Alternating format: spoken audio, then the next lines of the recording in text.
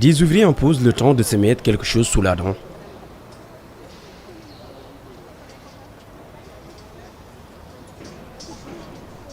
Il est 12 heures, l'heure de la pause ici sur le chantier du Stade du Sénégal.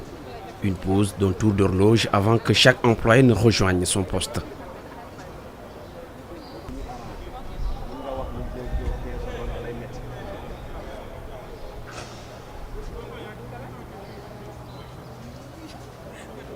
« 1275 agents au total travaillent sur ce site, de 428 Turcs et 672 Sénégalais répartis en deux groupes.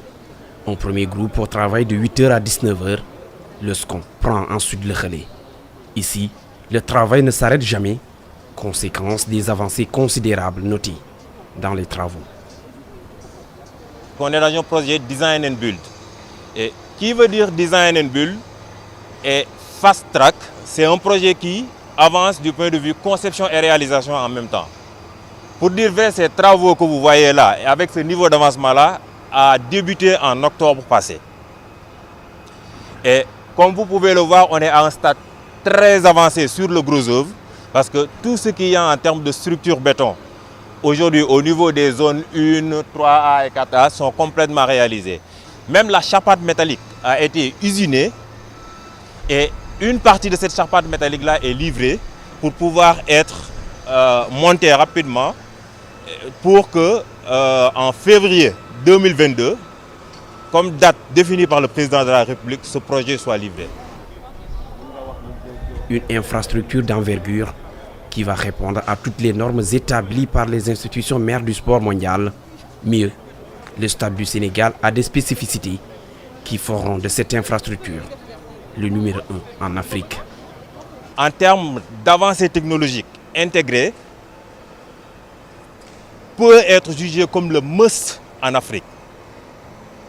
Dans la mesure où, sur la base des benchmarks qu'on a fait un peu partout, ce projet compose en termes d'avancée technologique toutes les technologies aujourd'hui modernes utilisées au niveau de la FIFA comme de l'UEFA, en termes de VAR technologie, en termes de goal line technologie, mais également, même au niveau de la pelouse qui est envisagée dans ce projet-là, on y va sur un système hybride, ce qu'il y a de plus performant aujourd'hui et qui est agréé par la FIFA. Le système de pelouse hybride, c'est un système qui est composé et d'une pelouse naturelle et des enracinements artificiels qui permettent de rigidifier la pelouse, de telle sorte qu'on n'est pas dans le futur à se soucier de tout ce qu'il y a en termes de maintenance et trucs. C'est des systèmes les plus avancés, des systèmes qui permettent d'avoir une pelouse qui, en termes de durée de vie, va être très performant. Outre le terrain de football, ce joyau pourra accueillir plusieurs autres disciplines sportives. Le Stade du Sénégal couvre une surface de 13,5 hectares. Elle a été conçue et configurée avec une capacité d'accueil spectateurs de l'ordre de 50 000 places. Mais le projet en tant que tel, comme peut-être ce qui a été avancé partout dans les médias, ne se limite pas juste à un stade de football. Le projet dispose d'autres installations annexes, dont 2 terrains d'entraînement, avec l'un doté d'une piste d'athlétisme et d'une turbine d'une capacité de 2000 places. Et ces terrains d'entraînement-là sont réalisés, en plus de ce stade de football, conformes à tout ce qu'il y a en termes de réglementation I2AF.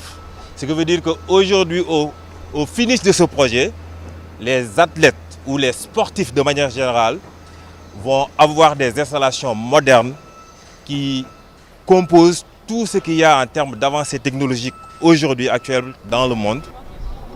Le Stade du Sénégal, un pas important pour la satisfaction de la demande en infrastructures sportives. Mais l'urgence est encore là. Le département de Dakar ne dispose pas de stade depuis bientôt 3 ans. Et le stade Léopold Sédar Senghor sera réhabilité en même temps que 4 autres stades. Donc c'est le stade Lamine Gueye de Kaolack, le stade Aline Sitoé Diatta et le stade Ely Manel Fall de Diourbel. Ce sont ces stades qui vont être repris à neuf. En dehors de cela, il y a un autre projet qui s'appelle projet d'assistance technique. Et là, la République populaire de Chine nous a envoyé 8 experts, en tout cas pluridisciplinaires, hein, donc ils sont spécialisés en électricité, en gazon et tout.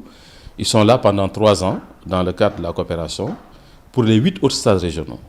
Donc tout ce qu'il y a comme défaillance dans le fonctionnement de ces stades, ils auront pour tâche, en tout cas en rapport avec la direction de notre direction, en tout cas de réhabiliter et de réparer, hein, soit c'est la sono, l'éclairage sportif, le gazon, les toilettes, l'assainissement et tout. L'entretien des infrastructures sportives, l'autre défi majeur dans ce pays.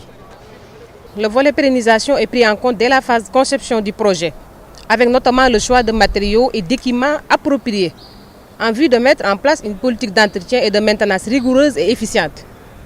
Parce que vous savez tous que la pérennisation d'une infrastructure passe inévitablement par le respect d'un bon plan d'entretien. Pour ce projet spécifique, des pistes de réflexion dans la conception ont été prévues, liées à ces aspects-là. Déjà que c'est un projet qui est doté d'une centrale solaire de 2 MW, qui va être utilisée pour suppléer les besoins énergétiques qu'auront ce projet.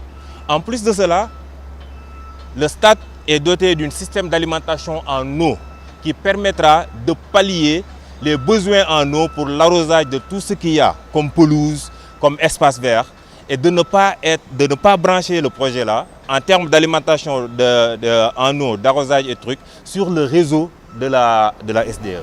Le manque d'infrastructures sportives, une pilule qui a assez duré dans la gorge des acteurs sportifs. Le stade du Sénégal, dont l'inauguration est prévue le 22 février 2022, pourrait être le remède, mais pas une panacée, puisque le département de Dakar réclame toujours la rénovation des stades d'Emba Diop, Léopold Sédar Senghor et Iba Mar Diop, sans oublier les autres départements et villes du pays qui attendent également d'être dotés de stades.